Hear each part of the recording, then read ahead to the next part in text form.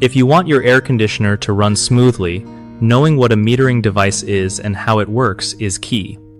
Okay, so the metering device in your AC is basically the little hero that controls how much refrigerant gets into the evaporator coil. It's super important because it keeps everything balanced. Too much refrigerant and things flood, too little and it just won't cool right. Usually, it's a tiny part like a thermal expansion valve or a capillary tube, and it senses the temperature and pressure to adjust the flow.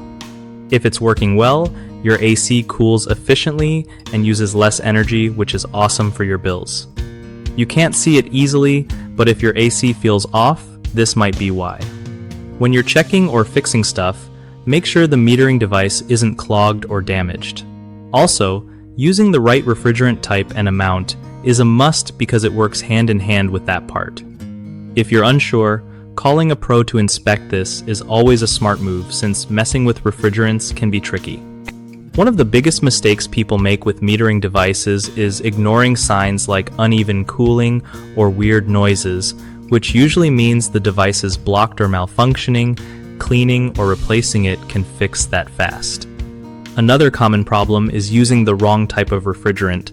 This throws off the whole system and can cause serious damage, so always check your AC specs before refilling.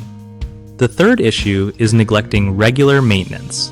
Dirt and wear build up over time and mess with how the metering device controls refrigerant flow. Just a simple tune-up every year keeps things smooth. BigHomeProjects.com helps homeowners find trusted local contractors who really know their stuff when it comes to AC repairs and other home upgrades. It also gives contractors a way to connect with people who need their services, making it easier for everyone to get things done right without stress.